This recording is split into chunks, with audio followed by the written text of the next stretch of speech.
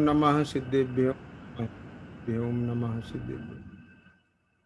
नमो अरहन्ताणं नमो सिद्धाणं नमो आयरीयाणं नमो वज्रायाणं नमो लोये सवसाहूणम्। तीन भुवन में सार वीतिराग विज्ञानता शिव स्वरूप शिवकार नमहु त्रियोग संहारिके। शेड़ाला जी के आधार से अपना स्वाध्याय का क्रम चल रहा है और इस क्रम में निकांक्षित अंग की चर्चा चल रही है। यद्यपि निकांक्षित अंग माने सम्यक दृष्टि का वह भाव कि जो भोगों की कांक्षा के संदर्भ में पाया जाता है। भोगों की कांक्षा के संदर्भ में क्या भाव पाया जाता है कि अर्थात सम्यक दृष्टि की जो श्रद्धा होती है वो भोगों के संबंध में क्या होती है कि उसकी जो श्रद्धा होती है वह पांच इंद्री के विषय जो भोग हैं, समझ में आया ना, उन सब भोगों में उसको सुख पाने की आस्था नहीं होती है। समझ में आ रहा है कि नहीं आ रहा है? क्या बोला भैया? सम्यक दृष्टि की निकांक्षा अंग का मतलब है कि जो इंद्रिय जनित सुख हैं उन सुखों में सम्यक दृष्टि को सुख पाने की आस्था नहीं होती है।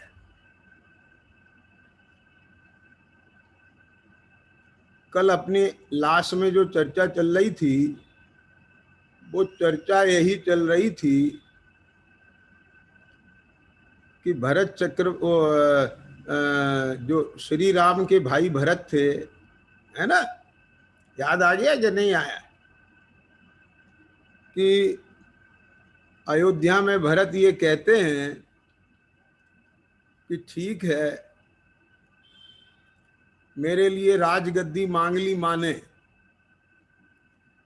और चूंकि अब अयोध्या में राजगद्दी भरत की है लेकिन राम के रहते हुए प्रजा के लोग भरत को राजा नहीं मानेंगे, इसलिए राम को अयोध्या छोड़ के चला जाना चाहिए। ये सोचकर, ऐसे विचार से राम स्वेच्छा से अयोध्या छोड़ के चले गए थे। ख्याल में आ गया ना?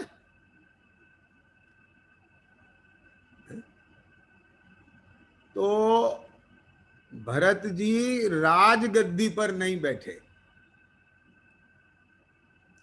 बोले राजगद्दी श्री राम की थी, श्री राम की है और श्री राम की रहेगी। मैं उनका सेवक हूं, मैं उनको परोक्ष रूप में राजा मान करके केवल प्रजा का पालन कर रहा हूं।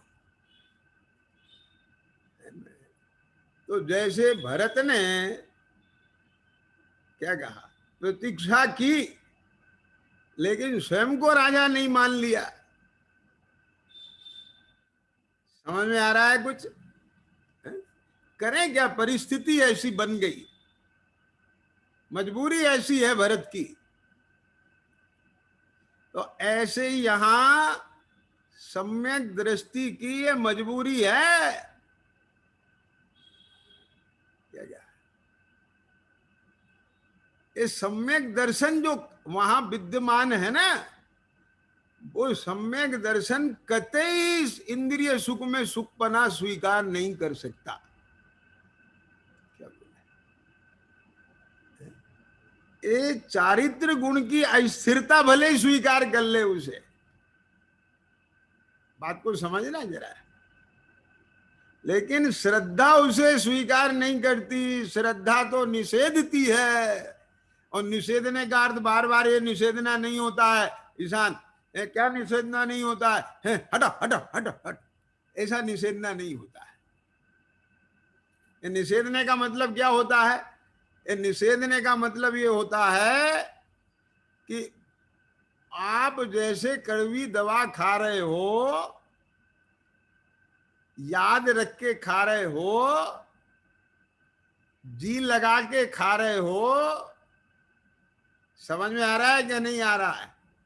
खरीद के ला रहे हो, बना रहे हो, कूट रहे हो, पका रहे हो, काढ़ा पी रहे हो, याद रखते हो उसे, लेकिन अंतरंग में पीना नहीं चाहते। अब ये दृष्टांत क्यों दिया? ये इसलिए दिया कि इस स्वरूप को आप, जब आपको सम्यक दर्शन हो जाएगा तब तो एक चीज प्रत्यक्ष भाषित होगी, लेकिन सम्यक दृष्टि की दशा कैसी होती है उसका अनुमान कराने के लिए आपको जिस चीज का अनुभव है उसके माध्यम से आपको अनुमान कराया जा रहा है। अभी सम्यक दर्शन तो नहीं है, परंतु क्या बोला, आपके अंतर में आपको इस बात का अनुभव तो है ना कि जब रोग हो जाता है तो दवा खाना पड़ता है। दवा खाना चाहते हैं कि दवा खाना पड़ता है? धनपाल जी समझ में आया कि नहीं आया? एक और उदाहरण दूं क्या? क्या अगर किसी का विवाह शादी का कारण आ जाता है तो उसमें जाना पड़ता है, और बचपन में जाना चाहते थे। क्यों विपिन जी बोला? जब तो रोज इंतजार देखते थे, सब कोई कारण नहीं आ रहा है, किसके यहां से कारण आए, अब नए नए कपड़े पहनेंगे, जाएंगे, मिठाई खाने मिलेगी। क्यों? पॉइंट समझ में आ रहा है कि नहीं आ रहा है? क्या क्या दिनेश सुन रहा है कि नहीं सुन रहा है? मुझे दिखाई नहीं दे रहा है, बोलो। ये स्थिति बनती थी कि नहीं बनती थी राजेश, बताओ? बचपन तो याद होगा, बोलो। और आज आ जाए तुम, क्यों? अब ब्रह्मचारी बन गए है ना, और अब किसी से कहा, किसी के यहां से कारण आ जाए, पहले तो वो आपको कारण ही नहीं देता है कि राजेश भैया को क्या कारण देना। क्या समझ में आ गया कि नहीं? लेकिन घर में तो आएगा कि नहीं आएगा? और भाई साहब ये कहें तुम्हारे कि देखो राजेश में तबीयत सही नहीं है, उनके तो जाना जरूरी है, शगुन जरूर दे के आना है, तुम वहां बैठना मत, कुछ भी नहीं करना, बट चले जाओ, तो तुम जा रहे हो कि जाना पड़ रहा है? क्या क्या फर्क समझ में आ गया कि नहीं आया? अब मैं आपसे पूछता हूं, तो वहां जाते हो तो रोते रोते जाते हो? लो साहब हम आए तो हैं पर आना पड़ा है, हम तो चाहते नहीं थे आना, पर क्या करें? बोलो बेटा। ये दो अलग अलग स्थितियां हैं, समझ में आ रहा है कि नहीं आ रहा है? आप जाते भी हैं, अच्छे कपड़े भी पहन के जाते हैं, ड्रेस भी बदलते हैं, वहां जाके बैठते बोलते भी हैं, उसमें शामिल भी होते हैं, और आपके उस व्यवहार को देख करके किसी को ऐसा भी नहीं लगता है। ख्याल में आया कि नहीं आया? परंतु निरंतर बताओ, आपके भीतर में फीलिंग आती है कि नहीं आती है? क्या, किस बात की? कि आना पड़ा है। तो ये दो अलग अलग चीज समझ में आती है कि नहीं आती है? समझ में आ गया कि नहीं आ गया? भरत को स्वीकार करना पड़ा है। अब पड़ा है तो वो रोते रोते उनने अयोध्या को चलाया होगा। बोलो बताओ, एक राजा जैसे अयोध्या को चलाता वैसे चलाया होगा कि नहीं चलाया होगा? समझ में आ रहा है कि नहीं आ रहा? बोलो बताओ मुझे। क्यों जुनैद? एक अच्छा अधिकारी होगा, बैंक का मैनेजर, तो उसका ट्रांसफर जिस बैंक ब्रांच में होगा, अब वो ये सोच के जाए कि मुझे कौन सा है, कोई यहाँ जीवन भर थोड़ी बसना है, क्यों?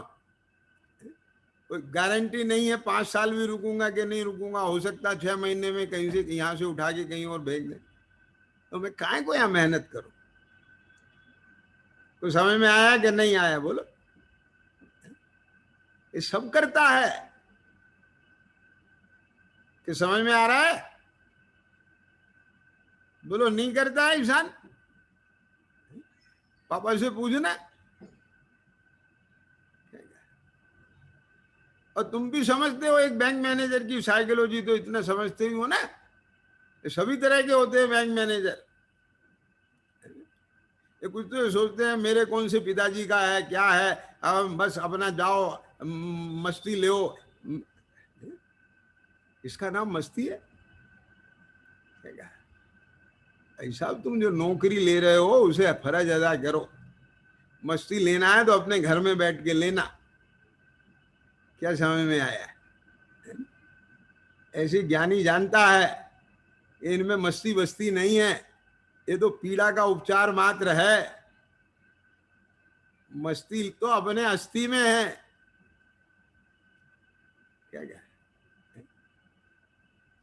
समझ में आया कि नहीं आया? जैन जी, इसका कोई भरोसा नहीं है। ये आज है कल नहीं है। अरे कल नहीं, एक पल का भरोसा नहीं है, संयोगों का वियोग कब हो जाएगा।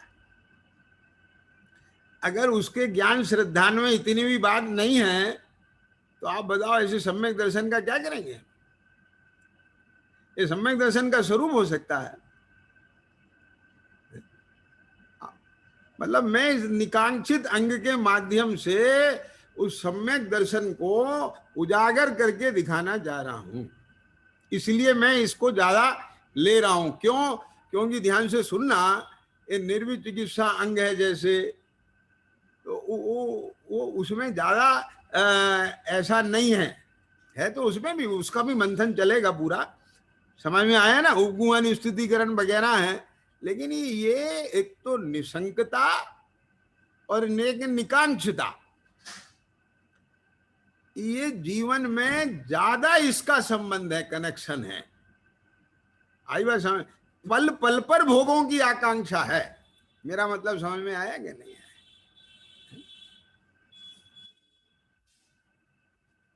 कठिन नहीं है ये बातें, ये तो बिल्कुल अंतर में भास जाए ऐसी बात है, और ना हमें कठिन बनाना है। क्या समझ में आया? आचार्यों ने जो ग्रंथों में ये जो संस्कृत टीकाएं लिखी है ना, सुनना ध्यान से, उन्होंने भी बहुत सरल लिखी है। क्या करें, हमारा लेवल नहीं है उतना, संस्कृत का ग्रामर, संस्कृत की भाषा पे हमारा पांडित्य नहीं है, परफेक्शन नहीं है, इसलिए हमें कठिन लगता है वो पढ़ना। आ रही है समझ में कि नहीं आ रही है? तो उनने क्या लिखा, वो क्या कहते हैं, तो आगे के आने वाले समय में तो विद्वानों ने उन्हीं की बात को हिंदी में व्याख्या करके और जरा सरल आम आदमी की भाषा में बता दिया। आगे समझने के लिए बस इतना फर्क है। अभी स्वाध्याय में मंदिर जी में 2 बालक आके बैठे। कल एक बैठा था, एक बहन बैठी थी उनकी। आज वो बहन अपने दूसरे भाई को भी लेके आई, 2 भाई आए। समझ गए? तो अच्छा लगा होगा, तभी तो तीसरा भी तो आया ना। उन्हें बिठाया आगे, हमें कहा इन्हें पुस्तक दो विधान की। बेटा समझना, तुम मुश्किल नहीं है बात। कितने बरस के हो? तो बोले 9, 10 बरस का हूँ। दूसरा बोला 11 बरस का हूँ। हमें कहा चिंता नहीं करो, 11 बरस के तो कुन मुनि हो गए थे। हाँ सही बतला रहा हूं।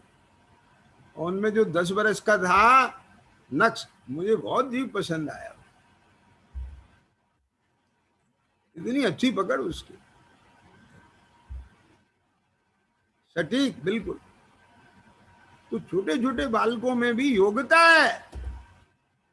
अब उनको क्यों नहीं समझ, अपन उन्हें रटवाते हैं, परिभाषाएं रटवा देंगे। क्या समझ में आया? अनुभव कराओ ना, भेद विज्ञान सिखाओ ना। वो अपने जीवन के उदयों से कैसे अभी से लड़ना सीखें, लड़ना माने भेद ज्ञान करना सीखें, वो अभी सीख जाएंगे तो समझ लो जीवन के अंतिम छोर पे। मेरा मतलब समझना जरा, अगर कोई 24 वर्ष की उम्र में आईएएस बन गया तो बोलो कमिश्नर पे रिटायर्ड होगा या उससे ऊपर होगा वो रिटायर्ड? क्यों? आ रही है समझ में क्या नहीं आ रही? बोलो बता। क्यों दिनेश?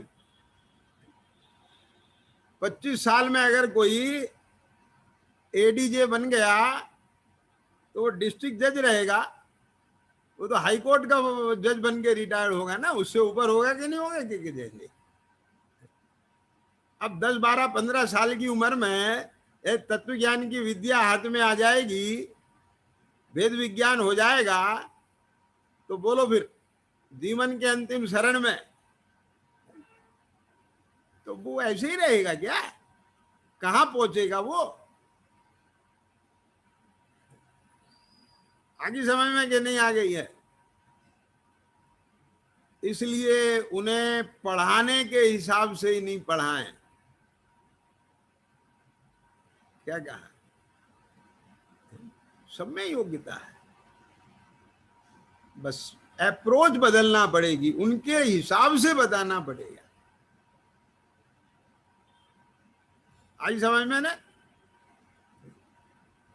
क्या? खैर, अब वो विषय अलग था पूरा, वहां हमने उसी हिसाब से लिया। लेकिन मेरा कहने का आशय ये है कि इन सब को आपको अपने जीवन की भाषा में सीखना है। ये जो निकांक्षित अंग की चर्चा है, ये केवल शास्त्र की भाषा में नहीं सीखना है, शास्त्र की भाषा से जीवन की भाषा में लाना है। क्या विनोद जी समझ में नहीं? आवाज आ रही है कि नहीं आ रही विनोद जी? नहीं आ रही है मेरे ख्याल से, विनोद जी बोले ही नहीं रहे कुछ। क्यों भाई? क्या कहा है सैलू? शास्त्र की भाषा से देवेन जीवन की भाषा में लाना है, और जीवन की भाषा में लाकर जीवन बदलना है। क्या मतलब हुआ इस बात का कि यहां से पढ़ा और जीवन की भाषा में लेने का मतलब क्या हुआ? जो हमारे जीवन में घट रहा है उसके साथ में उसका मिलान किया कि हाँ ये बराबर। और पंडित जी की भाषा में कहें, वैद का दृष्टांत दिया है जहां, बोल बता तुझे ऐसा भाषित होता है कि नहीं होता है। ये है जीवन की भाषा। और जब इसे लग गया कि हाँ बराबर भाषित होता है, जचता है, तब क्या करेगा वो? उसका ज्ञान करेगा, उसकी श्रद्धा करेगा, और फिर ज्ञान बदलना ये भी जीवन बदलना है, श्रद्धा बदलना ये भी जीवन बदलना है। क्यों? क्योंकि श्रद्धा ज्ञान आत्मा के गुण नहीं है क्या? अगर ज्ञान श्रद्धा सम्यक हुआ है, क्या बोला, तो आत्मा में एक दिन सम्यकपना नहीं आया, चारित्र गुण में आंशिक शुद्धता आई है, तो क्या आत्मा में शुद्धता नहीं आई है? बात समझ में आ रही है कि नहीं आ रही है? क्यों देवेंद्र बोलो, बताओ मुझे। अरे यहां तो ये कहते हैं कि तत्प्रति प्रीति चित्ते न येन वार्ता भी श्रुता, निश्चितम से भवेद भव्यो भावी निर्वाण भाजनम, कि जिसने इस तत्व की बात प्रीति पूर्वक भी सुनी है वो जीव भव्य है। सुनी है क्यों? आई बात समझ में कि नहीं आ गई? तो मैं जहां से बोल रहा हूं वहां से समझना। वो आचार्यों ने तो लिखा है कि चौथे गुण स्थान वाला अवृत सम्यक दृष्टि क्या है? वो तो गज स्नान जीवन है उसका। अरे वो उसको हीन दिखाने के लिए नहीं दिखा है। क्या कहा?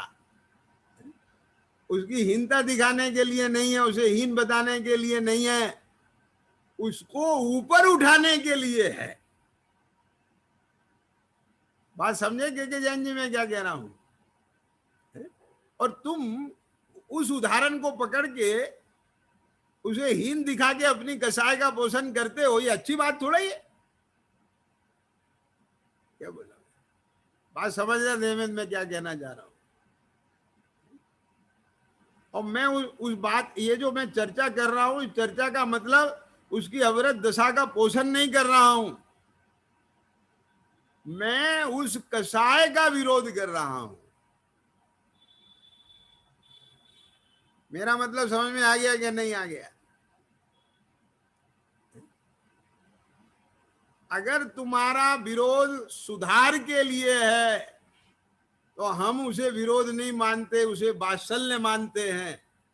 और यदि तुम्हारा सुधार भी विरोध के लिए है तो हम उसे कसाय मानते हैं। आई बात समझ में कि नहीं आई?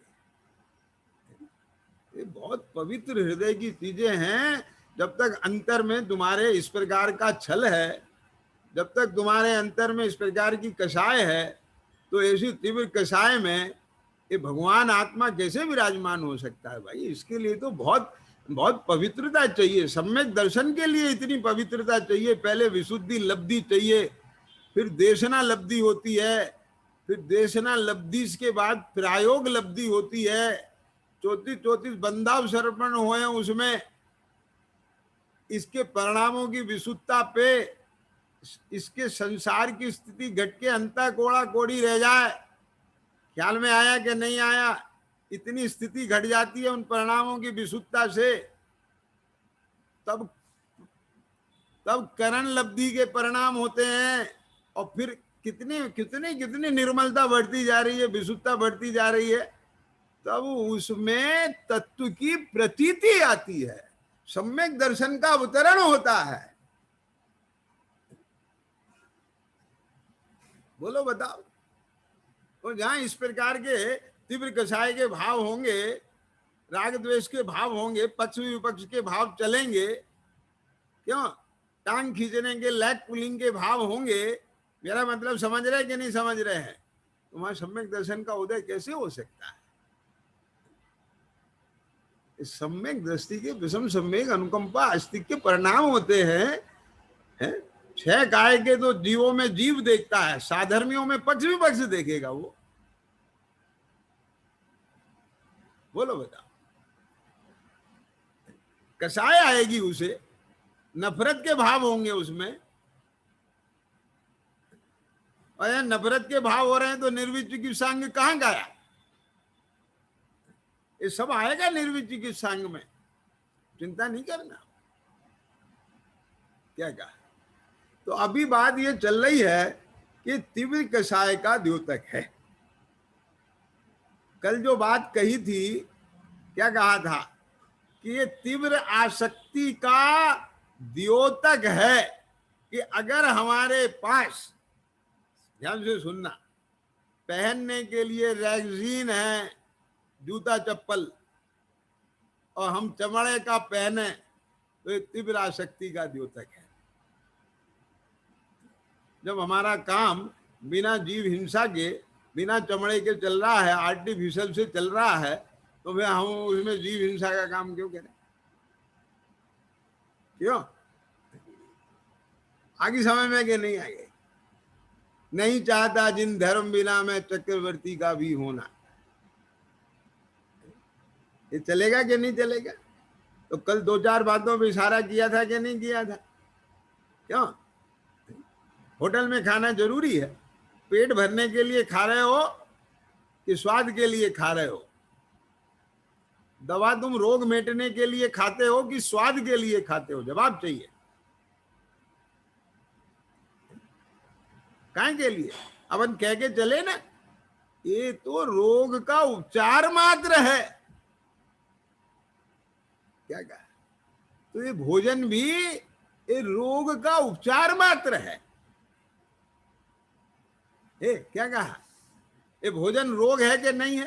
क्षुधा रोग विनाशना है, क्यों बोलते हो पूजा में फिर? क्षुधा रोग विनाशना है बोलते कि नहीं बोलते? तो क्षुधा रोग है कि नहीं है? तो रोग की दवा क्या है? स्वाद है कि भोजन है? सही बताओ। मेरी बात पर बहुत गंभीरता से विचार करना, ऐसे नहीं। हाँ, मैं कह रहा हूं जो आंख मीच के मान लो, ऐसा नहीं है। खूब अच्छी तरह से मथो, आपको जचेगी तो जीवन भर छोड़ोगे नहीं उस बात को। और जब जीवन भर उस बात को नहीं छोड़ोगे तो वो बात आपके जीवन को बदल देगी। और जब जीवन बस बदलता हुआ दिखाई देगा तो तुम मुझे नहीं छोड़ोगे फिर। क्या समझ में आ गया? क्यों सैलू बोलो, क्यों नहीं छोड़ रहे हो तुम जब से मैं कोटा आया हूं? क्यों पकड़े हो? बोलो धनपाल जी, बताओ। ये बिना तार के ही बंधे हो, जुड़े हो। समझ में आ गया कि नहीं आ गया? तो विचार करो ना। तो क्षुधा रोग के लिए दवा से मतलब है ना? भोजन से मतलब है ना? कि हल्दीराम से ही मतलब है? क्या क्या? हल्दीराम से मतलब है तो तुम्हें स्वाद से मतलब है, दवा से मतलब नहीं है। क्या अगर बात पकड़ में आ गई कि नहीं आ गई? अरे रोग मिटने के लिए कड़वा चिरायता भी पीना पड़ता है। आगे समझ में कि नहीं आ गई? तो इसलिए रोग, क्षुधा रोग को मिटने के लिए ऐसा भोजन करना जिस भोजन को करने में किसी जीव को कष्ट ना होवे। किसी जीव को कष्ट ना होवे का मतलब कि उसमें जीवों की हिंसा ना होवे। तुम जो भोजन कर रहे हो वो इतना फर्मेंटेशन हो रहा है, उसमें जीव सड़ रहे हैं, जीवों उत्पत्ति हो रही है, फिर जीव मर रहे हैं। क्यों? हाँ, बहुत स्वादिष्ट है। वो स्वाद काहे का है? वो जीवों के कलेवर के सड़ने मरने का है। तुम्हें समझ में नहीं आती है?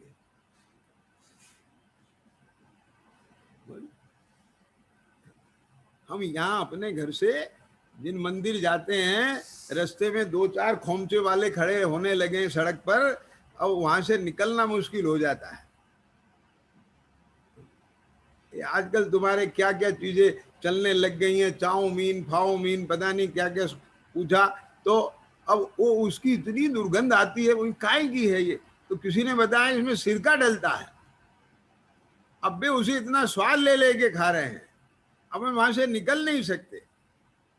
एक सिरके की बूंद में इतनी हिंसा है कि कितने जीवों का फर्मेंटेशन होता है, वो सड़ते हैं, उनको निचोड़ देते हैं। कैसे बनता है वो? क्या आप समझ में आ रहा है कि नहीं? और उसे वो चटका लगा लगा के खा रहे हैं। तो खा लो बेटा, आज तुम्हारे पुण्य का उदय है। तुम्हें भी उस सिरके में ही सड़ना पड़ेगा तुम्हें।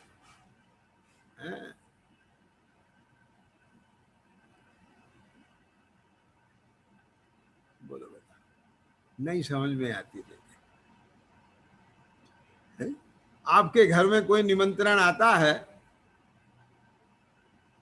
बच्चे कहते हैं जाने की क्या जरूरत? बोले नहीं बेटा, व्यवहार निभाना है, अपन दूसरे के घर नहीं जाएंगे तो हमारे घर कौन आएगा?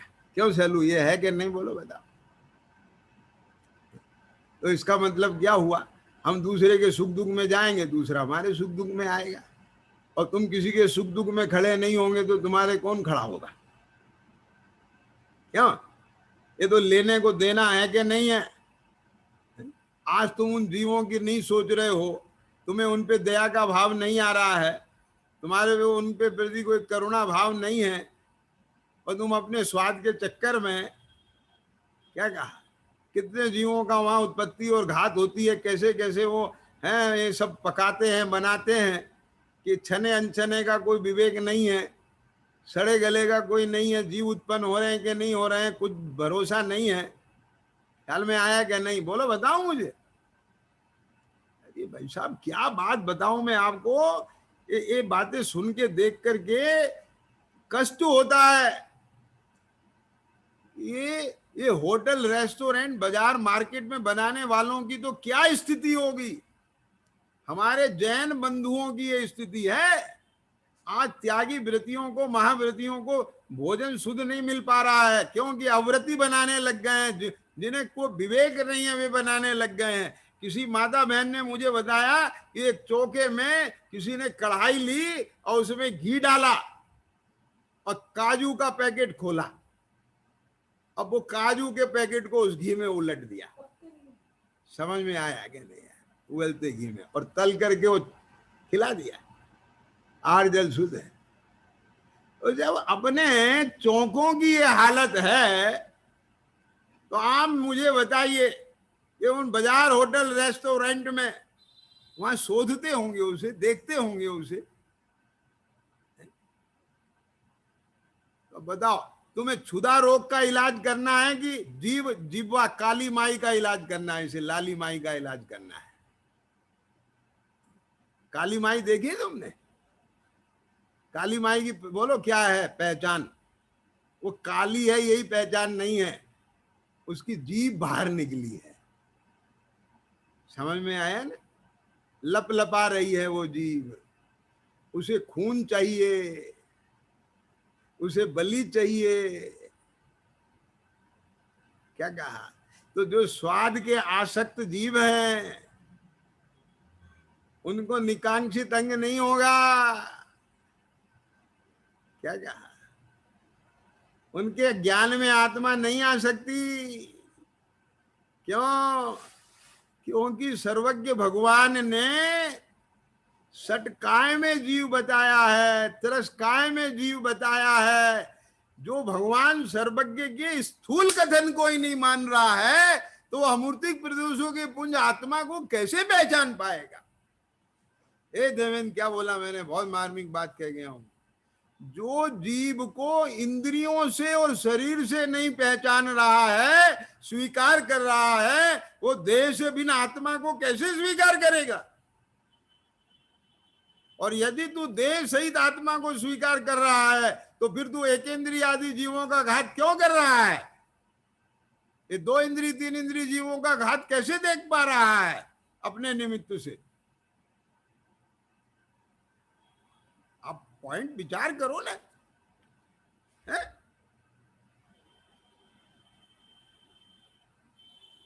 क्या बात पकड़ में आ गई कि नहीं आ गई? आप समझे ना?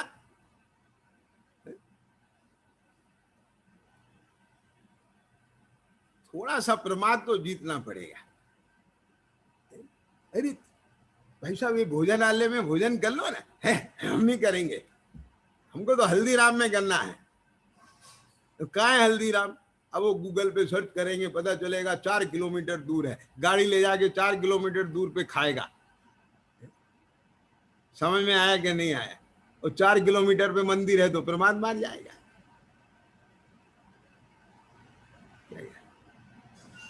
बोलो बता, तो भगवान की मान रहा है कि इस काली माई की मान रहा है, लाली माई की मान रहा है?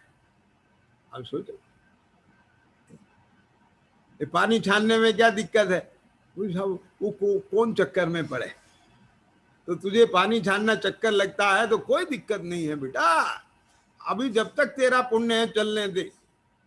जिस दिन खलास होगा, एक कर्म तेरे से इतने चक्कर लगवाएगा, इतने चक्कर लगवाएगा कि तुझे चक्कर आ जाएगा।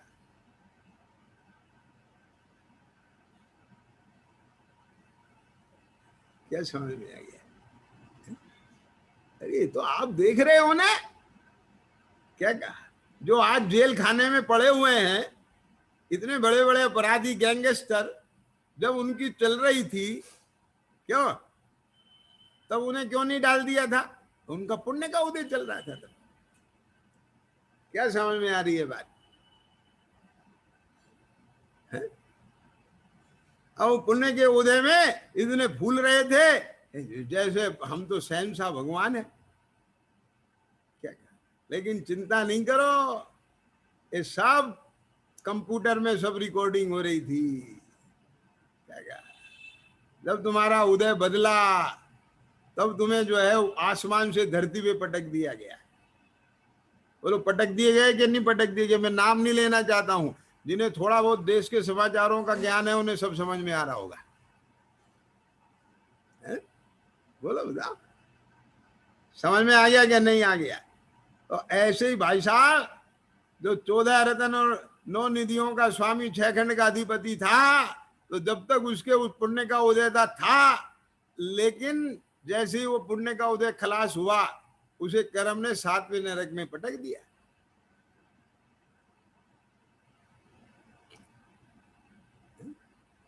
बोलो बताओ, एक कर्म को दया नहीं है। क्या समझ में आ गया? इसलिए भाई साहब ध्यान से सुनना, जब तुम्हारे अनुकूलता का भी समय हो धनपाल जी, तो कोई व्यवहार ऐसा मत करना कि जिसका फिर उदय बदलने पे तुम्हें मुंह की खाना पड़े। आगे समझ में क्या नहीं आ गई? हमें मुंह की नहीं खाना पड़े, हमें आसमान से धरती पे ना गिरना पड़े, हमें 7वें नरक में ना पटकना पड़े, इस भय से ही नहीं बदलना अपने आप को। नहीं तो फिर अभिप्राय की विपरीतता खड़ी हो जाएगी। क्या अपने ज्ञान चक्षु खोलना कि जैसा मैं जीव हूं ऐसा ही सामने वाला जीव है। जैसे मुझे जरा सा भी कष्ट बर्दाश्त नहीं है, क्या बोला, जैसे मेरी आंख में जरा सी भी मिर्ची का हाथ लग जाए, क्यों, और कटे पे नमक लग जाए तो कितनी वेदना होती है, ऐसे ही अपने को ये ज्ञान में तो आना चाहिए ना कि जिस गटर में ये कीड़े पड़ पड़े हैं, अपने विराधना के फल से वो जीव उस कर्मोपाधि से वहां पैदा हो गया है, तो हमारे मलमूत्र से हम जो इसके अंदर ये साबुन पानी बहा देते हैं, तो उससे उसको कितना कष्ट होता होगा। मेरा मतलब समझ में आ रहा है कि नहीं आ रहा है? कभी नहीं दिखता ही नहीं, लगता ही नहीं। क्यों नहीं लगता? अभी ध्यान से सुनना, अभी आप अपने आप को इतना संयमित नहीं कर पा रहे हो कि आपके जीवन से ये असंयम चला जाए और आप शुद्ध प्रासु भूमि पर ही अपना मलमूत्र क्षेपण करें। क्या एक कपड़ा रखेंगे तो धोने के लिए साबुन चाहिएगा, इसलिए कपड़ा ही नहीं रखना है। कपड़ा रखेंगे तो हमें याचना करना पड़ेगा या आरंभ करना पड़ेगा। हमको ऐसा आरंभ के विकल्पों में नहीं उलझना है। आज समझ में नहीं, याचना नहीं करना है। मेरा मतलब समझ में आया ना?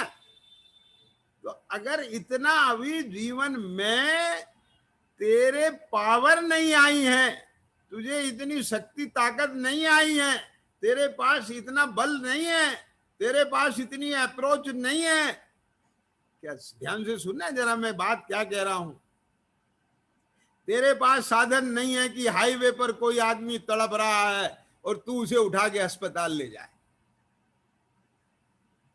तेरे पास नहीं है इतना पैसा तू इलाज कर सके। क्या कह रहा हूं, ध्यान से सुनना जरा बात। लेकिन जिस चीज में साधन नहीं चाहिए, अप्रोच नहीं चाहिए, धन नहीं चाहिए, कुछ नहीं चाहिए, कम से कम दीन दुखी जीवों पर मेरे उर्से करुणा स्रोत बहे। उसकी तड़मन देख के तेरा चित्त नहीं तड़प है, तेरे को करुणा का स्रोत नहीं बहे। इसमें कौन सा अप्रोच चाहिए भाई साहब? इसमें कौन से साधन चाहिए, कौन सा पैसा चाहिए? ऐसा भी तेरे भीतर में भाव नहीं आ रहा है तो समझ लेना तू जड़ हो गया है।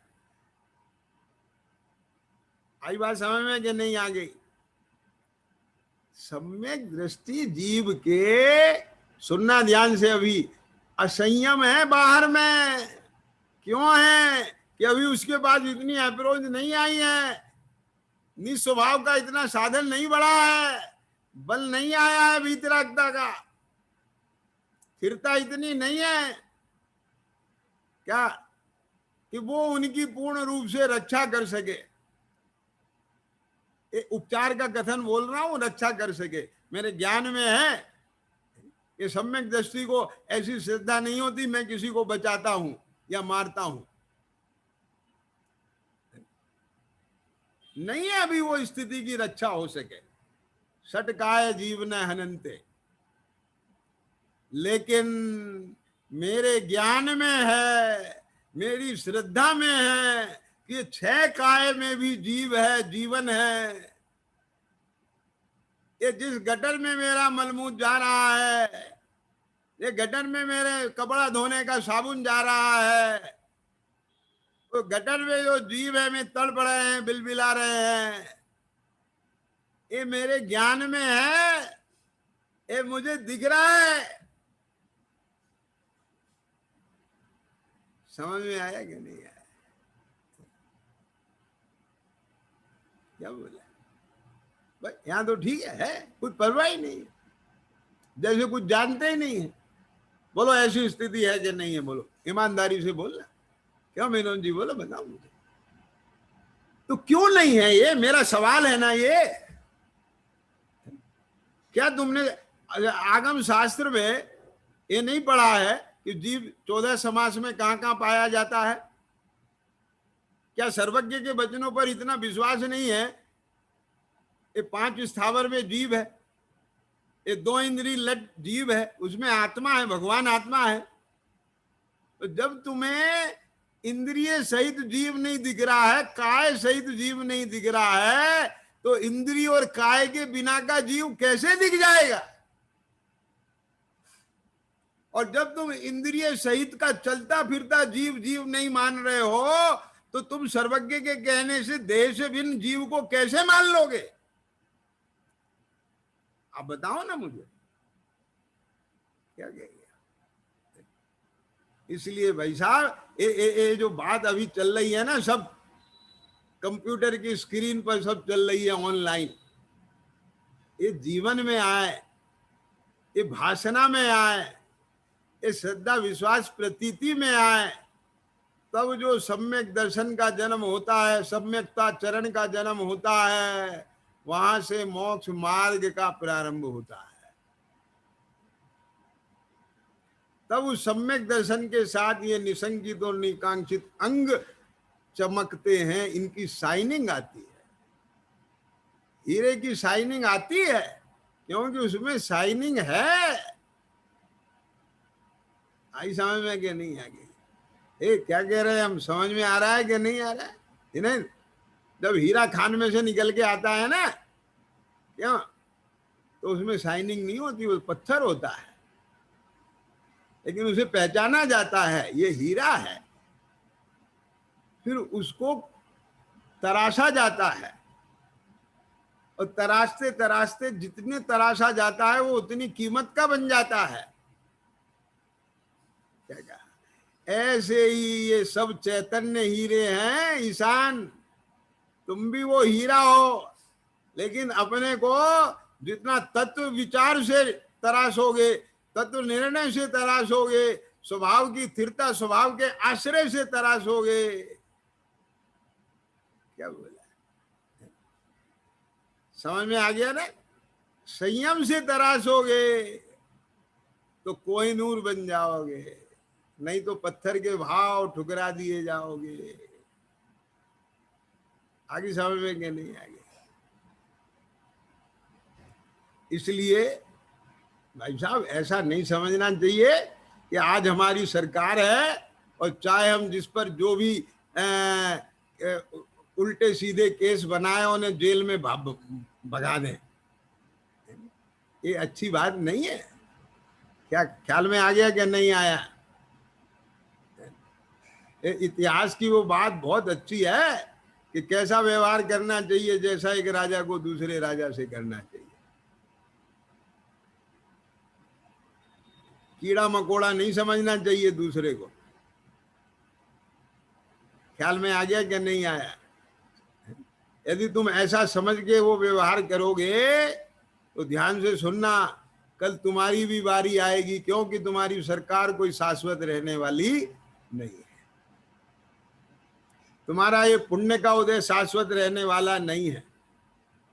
जब तुम्हारा पुण्य क्षीण होगा तो तुम भी कुत्ते की मौत मारे जाओगे। आगे समझ में क्या नहीं आ गई? क्योंकि तुमने पुण्य का दुरुपयोग किया।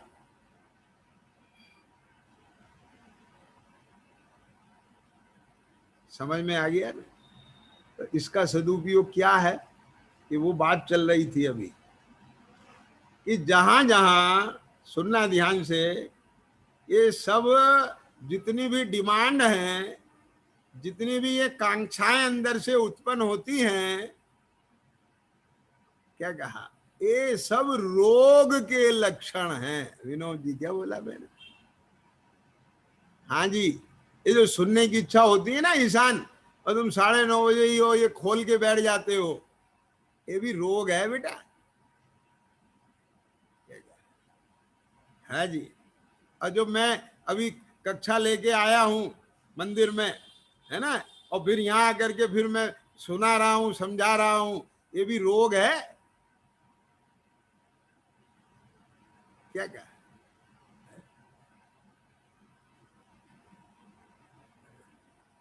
ये रोग को रोग जानना, रोग को स्वास्थ्य मत मान लेना।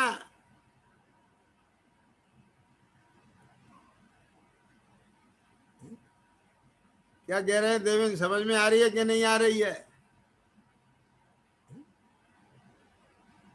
ये जितनी भी कांक्षाएं होती है ना, विनोद जी क्या कह रहे हैं? ये भाई साहब वहां से फोन आ गया और हम वहां जा रहे हैं, ये रोग है, जरा सा किसी ने ऑफर दिया, हमने एक्सेप्ट कर लिया, तो इतने ही कमजोर हैं। ये रोग है। बात पकड़ में आ रही है कि नहीं आ रही? सब लगा लेना, अपने जीवन को देख लेना। मैंने तो आपको एक सूत्र बता दिया जिन्हें क्या कह रहे हैं। और एक बात बताएं, ये उसका टेम्परेरी उपचार है। क्या ये क्षुधा रूपी रोग का टेम्परेरी उपाय है भोजन कर लेना, और शाश्वत उपाय है क्षुधा कर्म का नाश कर देना। ये टेम्परेरी उपाय है पेन किलर खा लेना, और परमानेंट उपाय है ऑपरेशन करा देना। ये जहां वो तकलीफ है, जो अंग सड़ा है, उसको ही काट के निकाल देना, उन इन्फेक्शन को ही खत्म कर देना। ये परमानेंट उपाय है। चलो समझ में आ रहा है क्या नहीं आ रहा है? तो ये जो भी ये इच्छा उत्पन्न होती है, सुनने की इच्छा उत्पन्न हुई तो ठीक है, सुनाएंगे बेटा तुझे, लेकिन वहां विवेक करेंगे कि क्या सुनने लायक है। बात पकड़ने आए ना? क्यों डॉक्टर से तुम दवाई ब्रांडेड कंपनी की खाना चाहते हो कि लोकल कंपनी की खाना चाहते हो?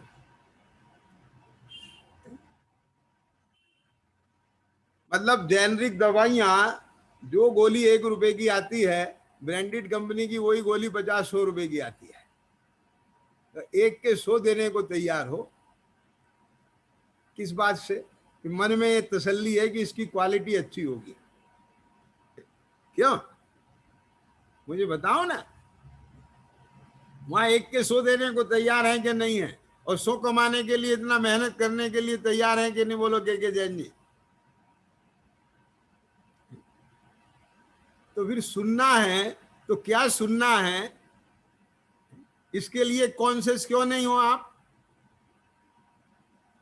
आज ही समझ में क्या नहीं आ गई? विचार करना ही है तो किसका विचार करना है, इसमें विवेक क्यों नहीं है तुम्हें? पढ़ना ही है तो क्या पढ़ना है, इस पे विवेक क्यों नहीं है तुम्हें? खाना ही है तो क्या खाना है, इस पर विवेक क्यों नहीं है तुम्हें? कब खाना है, इस पर विवेक क्यों नहीं है? कहाँ खाना है, इस पर विवेक क्यों नहीं है? कैसे खाना है, इस पर विवेक क्यों नहीं है? कहाँ का खाना है, इस पर विवेक क्यों नहीं है? कहाँ जाना है, इसका विवेक क्यों नहीं है? किसे बुलाना, किसकी संगति करना, इसका विवेक क्यों नहीं है? बात पकड़ में आ रही कि नहीं आ रही है? कमाना है तो कैसे कमाना है, इसका विवेक क्यों नहीं है? समझ में आ रहा है ना? मैं अभी इस बात की मनाही नहीं कर रहा हूं कि आप दवाई खाना बंद कर दो, क्या क्या, यदि आपको दर्द सहन नहीं हो रहा, अभी ऑपरेशन होने में समय है, तो बहुत अच्छी बात है, आप उसे सहन कर लें। और यदि सहन नहीं हो रहा है तो कम से कम विवेक तो करो। ये है इसका पूरा सेंट्रल आइडिया। ईशान पकड़ में आ गया कि नहीं आ गया बेटा? तो कम से कम कल और आज की स्वाध्याय से आपका विजन चेंज होना चाहिए। क्या कि ये जो कुछ भी अपन कर रहे हैं, ये सुख के लिए नहीं कर रहे हैं, दुख सहा नहीं जा रहा है, क्या कहा, उसका टेम्परेरी उपाय कर रहे हैं। आगे समझ में क्या नहीं आ गई?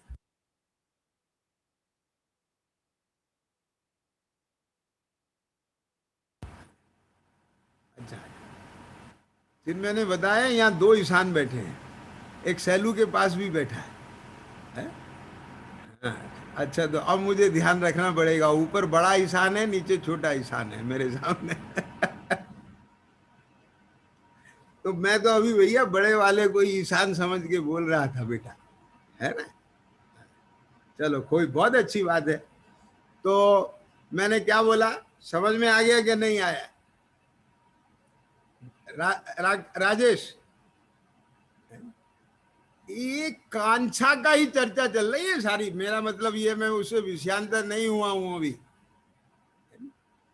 देखो ध्यान से सुनना, आपने भोजन, भूख लगी है ना, और आपने भोजन किया, तो बोलो भोजन करने के बाद आपको सुख का सा लगता है कि नहीं लगता है?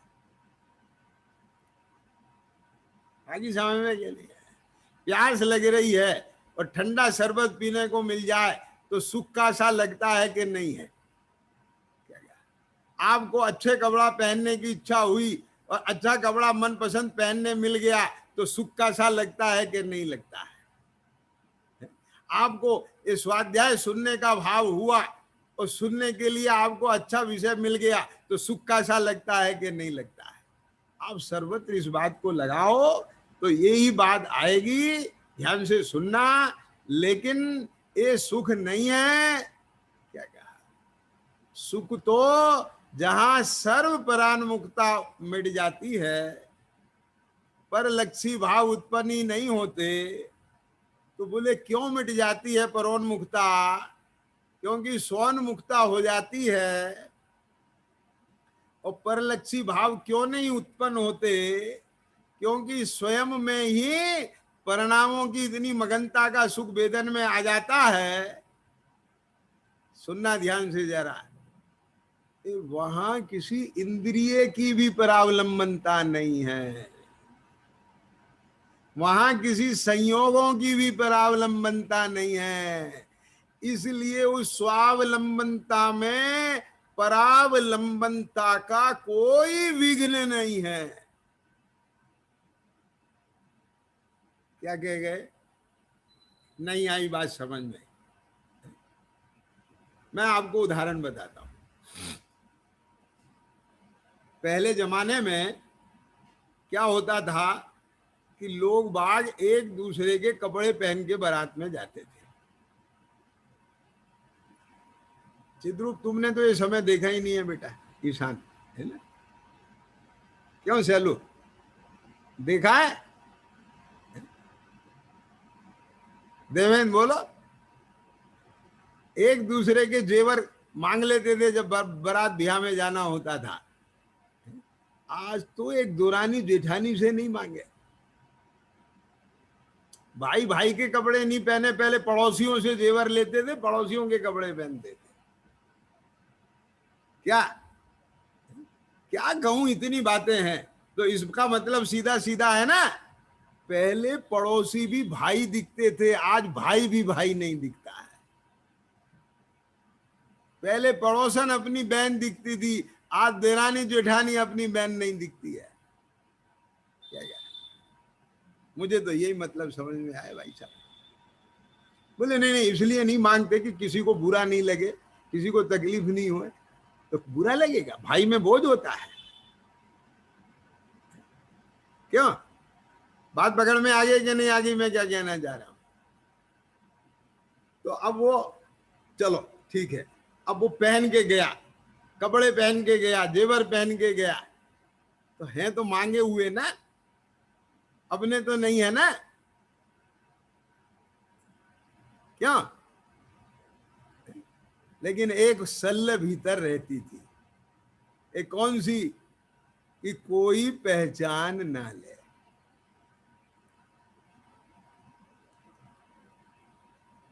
क्या विनोद, समझ में आया कि नहीं आया? अब मैं आपसे पूछता हूं, आप अपने कपड़े पहन के जाओ, अपना जेवर पहन के जाओ, सल्ले रहेगी कि नहीं रहेगी? सल्ले रहेगी कि निसल्लता रहेगी? बोलो। अब बात पकड़ में आया कि नहीं आया?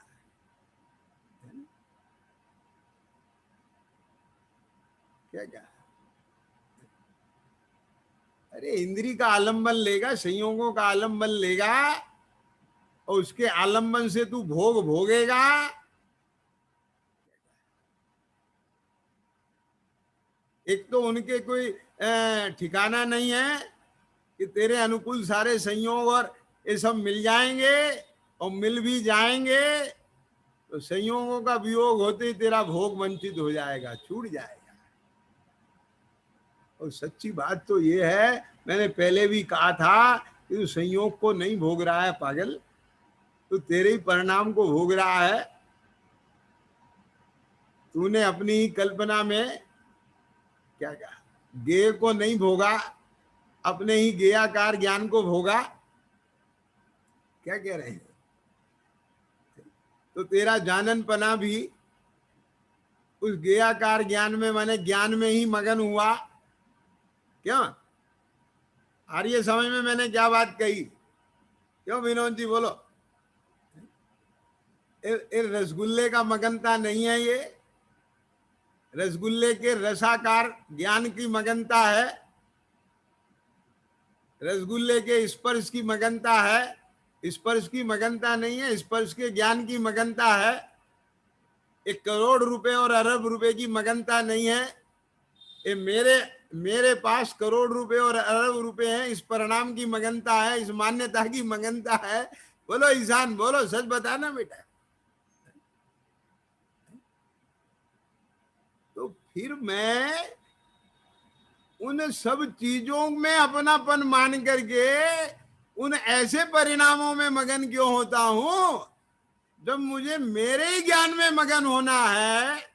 तो मैं ज्ञाकार ज्ञान में क्यों मगन हूं, ज्ञानाकार ज्ञान में क्यों ना मगन हूं?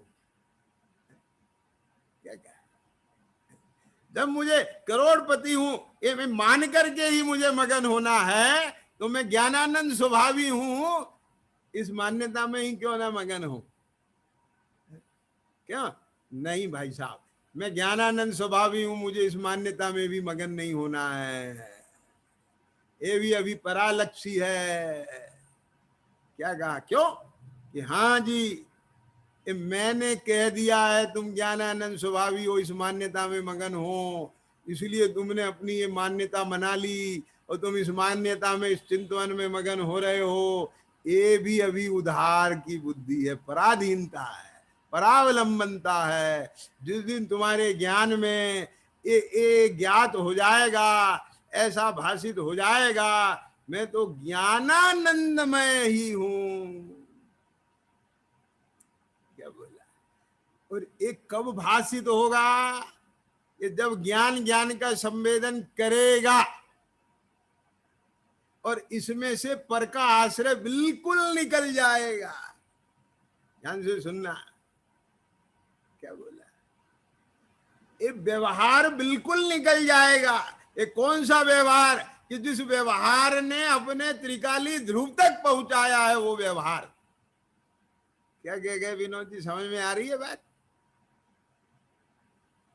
और बस मैं रह जाऊंगा, मैं में मेरापन रह जाएगा, मैं का ही जानन पना रह जाएगा और मैं में ही मगनता रह जाएगी।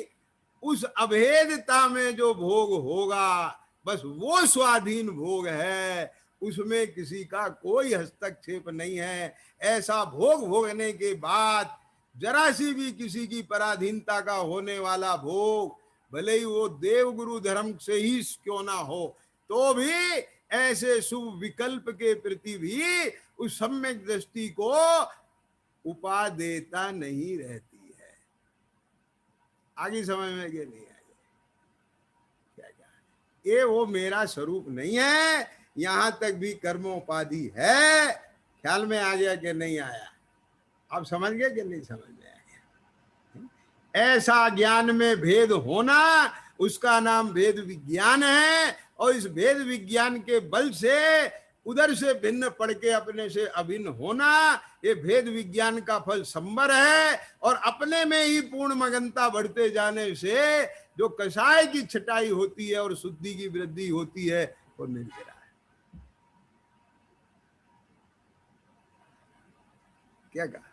आगे बात पकड़ में कि नहीं आ गई? तो बोलो फिर। अब ये दूसरों के कपड़े पहन पहन के बारात में जाना, दूसरों के गहने पहन पहन के जाना, आज अपने पास नहीं है। अभी जरा आने में दर्जी के यहां से कपड़े देर हो गई, बारात में आज जाना है, उनने तैयार करके नहीं दिए, तो चलो काम चलाने के लिए ले जाओ। लेकिन जिसने इसे ही अपना रास्ता बना लिया है, तो क्या होगा फिर? वो सोच सकता है सैलू की अपने सिलवाना चाहिए। क्या किसान बताओ मुझे? आगे समझ में कि नहीं आगे? तो भाई साहब, कम से कम अब इतनी सारी चर्चाओं को सुनने के बाद आप इस पर मंथन करें। ये होमवर्क इतना बड़ा है कि यदि आपने इस होमवर्क को करना चालू कर दिया तो ये होमवर्क नहीं रहेगा, ये सम्यक दर्शन का निमित्त बन जाएगा, ये सम्यक ज्ञान का निमित्त बन जाएगा,